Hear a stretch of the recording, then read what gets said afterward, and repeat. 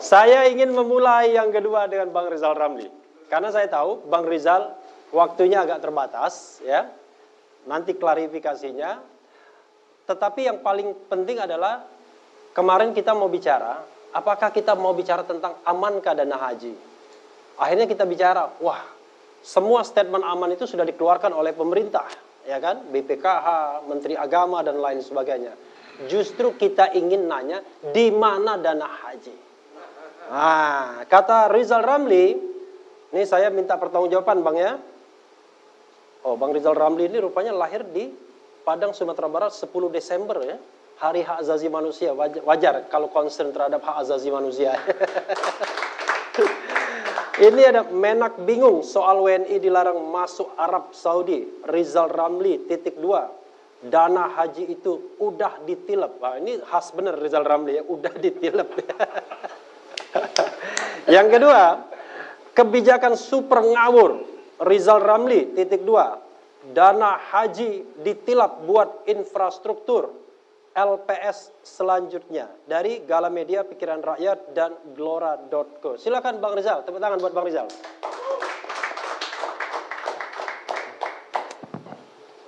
Terima kasih Refli. Tanggal 9 Mei 2018 saya berkunjung ke Kiai Haji Atabik Ali almarhum di Pasantren Krapyak, Jogja. Kiai yang sangat berpengaruh, dia pendukung militan Jokowi. Di depan saya dia nangis. Alhamdulillah umur saya udah tua. Saya cuma titip satu hal.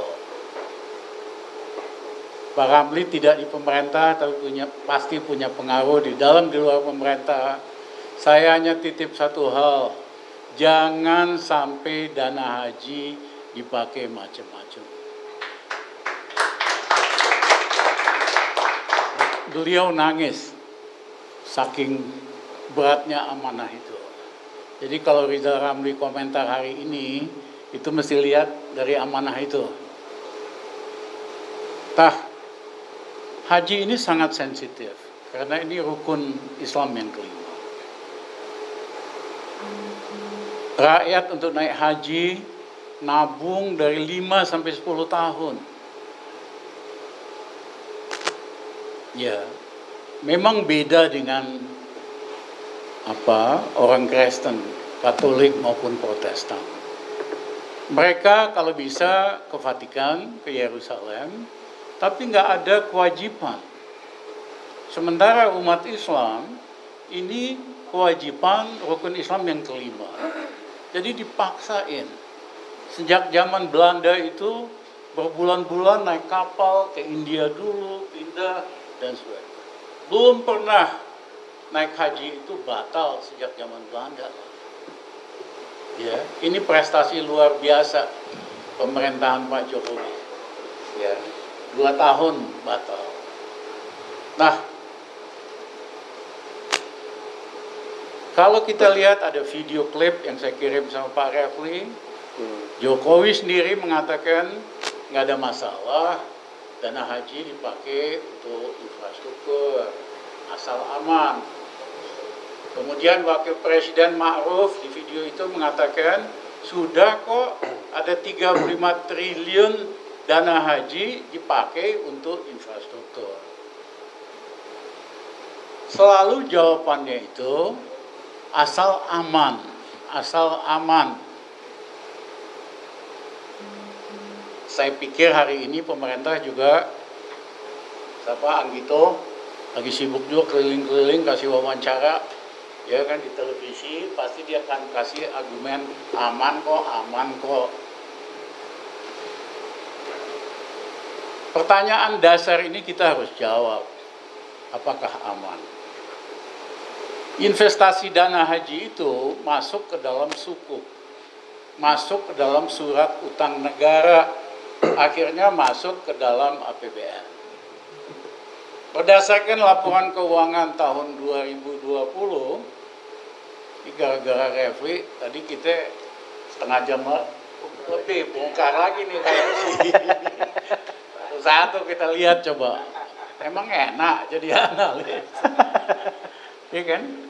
Nah, ternyata ada 90 triliun tahun 2020 laporan yang belum audited itu investasi jangka panjang. Pertanyaannya aman apa enggak? Seperti saya katakan, ini dipakai investasi dalam sukuk dan surat utang negara masuk APBN. Sekarang kita lihat APBN-nya. APBN-nya itu selama 5 tahun terakhir, primary balance-nya negatif. Oke. Artinya apa? Untuk bayar bunga hutang aja nggak bisa. Harus ngutang lagi untuk bayar bunga hutang. Maksudnya jangankan dana haji, dana yang lain pun tidak aman. Iya. Ya, hari ini bunga hutang yang harus dibayar tahun ini 373 triliun. Dia harus menerbitkan surat utang lagi buat bisa bayar bunganya saja, belum pokoknya. Jadi kalau dikatakan apakah aman, saya mohon maaf untuk mengatakan APBN-nya aja kagak aman, kok bisa dana haji aman gitu. Saya yakin Anggito dan kawan-kawan pasti akan bilang aman kok, sesuai undang-undang, sesuai dengan peraturan. Ya kan, pejabat kan gitu, sesuai aturan, sesuai undang-undang. Nah, itu dipakai proyek-proyek infrastruktur yang mayoritas merugi. Karena pembangunan infrastruktur selama masa Jokowi tidak berdasarkan perencanaan yang matang. Ya, itu hanya daftar wish list. Pak Jokowi berkunjung kemana, dia bilang perlu infrastruktur, bangun sini. Ya, Menteri PU-nya bilang siap, walaupun belum ada duit, dia kerjain dulu. Sepotong, jalan. Jadi istilahnya tadi wish list. Ya, berdasarkan wish list doang, bukan berdasarkan perencanaan. Di mana-mana di seluruh dunia dan pemerintah Indonesia sampai sebelum Jokowi, rencana pembangunan itu dibahas, ya, prospeknya, risikonya, kira-kira utilitasnya, manfaatnya. Jadi betul-betul perencanaan infrastruktur ini sangat sloppy. Apa buktinya? Ya, monorail Palembang, replikan orang Palembang. Itu rugi habis itu. Siapa yang naruh uang di situ bakal hilang tuh. Ya, airport Kertajati jadi tempat selfie-selfie doang hari ini. Jadi bengkel. Nah, banyak kasus-kasus kayak begini. Nah, kemudian dana ini masuk ke BUMN karya yang bangun infrastruktur. Utang BUMN karya ini seluruhnya 1053 triliun tahun 2020. Rasio modal dan utangnya ngeri. Misalnya Adikarya modalnya hanya 5,57 triliun, utangnya 32 triliun. Debt equity rasionya 4,2 kali. Kalau swasta udah bangkrut nih. Ya. PP ya, modal 2,8 triliun, utang 4 triliun, waskita modal 16,6 triliun, utang 89 triliun. Ya, jadi kalau lihat angka-angka ini, saya mau tanya sama Menteri Keuangan, saya mau tanya sama Saudara Anggito. Dulu dia pernah kerja jadi staf saya di Ekonit, part time. Ya, saya mau tanya, yang dimaksud aman itu apa?